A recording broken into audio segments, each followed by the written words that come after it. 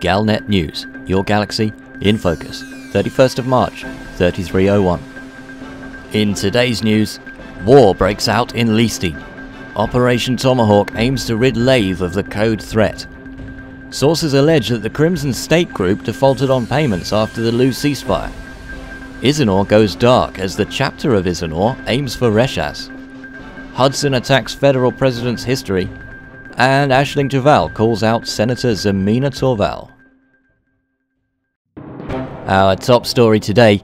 Incoming reports from Leesti in the Lave cluster indicate that the system is under threat from falling into the hands of Reinhardt Intellisys. The corporation, which now holds a 44% influence in the system, have entered into a civil war with the Democratic Independent Leesti for Equality Party, who only hold 17% themselves. Reports also suggest that the Pilots Federation group known as The Code are working with Reinhardt Intellisys to improve the corporation's hold over the system and repel attacks from Independent Leesti for Equality. Leesti has historically been an alliance system, but the independent nature of Reinhardt Intellisys means that should they gain majority in the system at the conclusion of the current conflict, the system is open to the possibility of becoming independent. Home to over 5 billion inhabitants and a booming high-tech industry, as well as the scene of the popular sport Zero-G cricket, Leesti is considered by many as an influential member in the Alliance of Independent Systems. The loss of the system to a hostile corporation has the potential to send the Alliance into turmoil. As the war in Lave continues between Code and Cosmic State, reports have emerged to suggest that Cosmic State have chosen Idol's Armada as unlikely allies in what's being called Operation Tomahawk. The accusation is that Code are charging traders and other passers-by for travel passes in the Lave system, which are valid only for a set period and will provide protection against Code attacks. These reports would seem to indicate that no visitor to Lave is safe unless a travel pass has been purchased from Code. It is not clear at this stage what the Alliance reaction is to this policy, but it seems that as long as the funds aren't being channeled into the Lavian economy, they are unlikely to take a high view of this practice. Galnet reached out to both Code and Cosmic State for comment, and although no word has been received from Code, Cosmic State asserted that Commanders Silk and Kudach were heading Operation Tomahawk, aiming to free Lave, and now potentially Leesti also, from the perceived Code threat. The war in Lugh might have reached a temporary ceasefire, but more developments are emerging from the Crimson State Group's struggle to resist a full-scale Federation invasion in the last few weeks. Galnet has received an anonymous tip that the Crimson State Group has defaulted on its payment to the Mercs of Mikun, a private mercenary army drafted in to support the Crimson State Group's efforts in Lugh.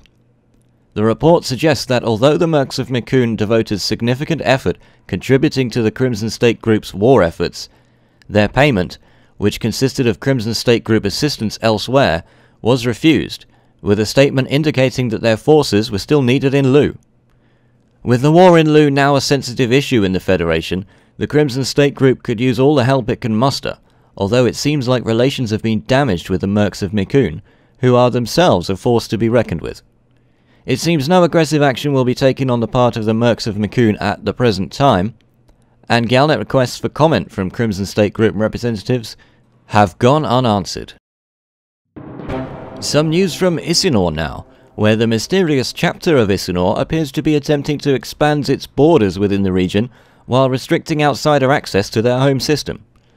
The system of Isenor recently went dark, and pilots will require a permit to be able to enter, prompting speculation over the reasons behind this move, although some reports indicate that rare antiquities are at the heart of the matter, which are reaching over 90,000 credits in some locations due to their significant cultural and historical value. The nearby system of Reshas appears to be under the influence of the Chapter of Isinor, who hold a 77% majority there, and are seeking to bring their independent theocratic government to influence its 6 million inhabitants. Whatever the case, the news from Isenor is hard to obtain, and reliable sources on the Chapter of Isinor's intentions have, so far, been reluctant to come forward.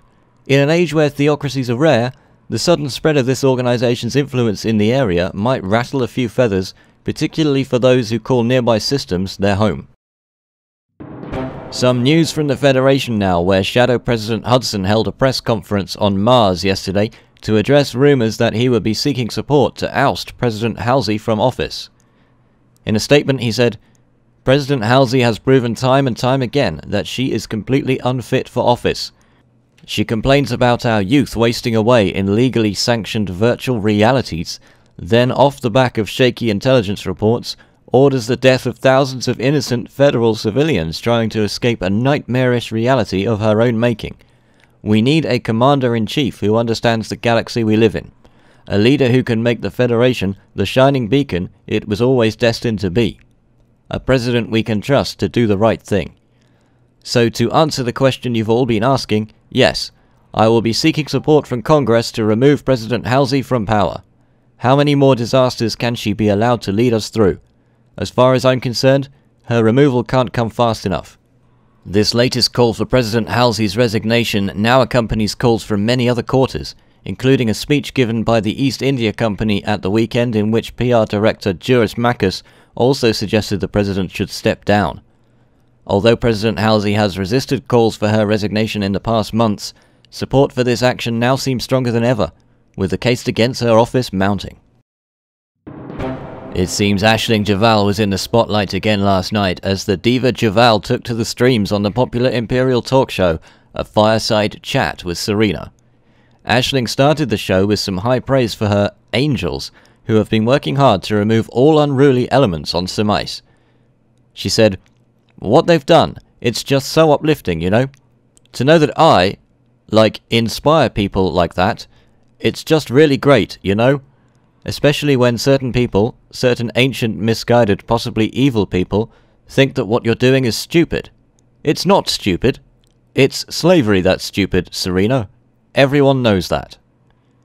When asked if she was referring to Senator Torval, Ashling simply laughed and replied with, "Oh, Serena, I thought we were talking about important things, not some old has-been.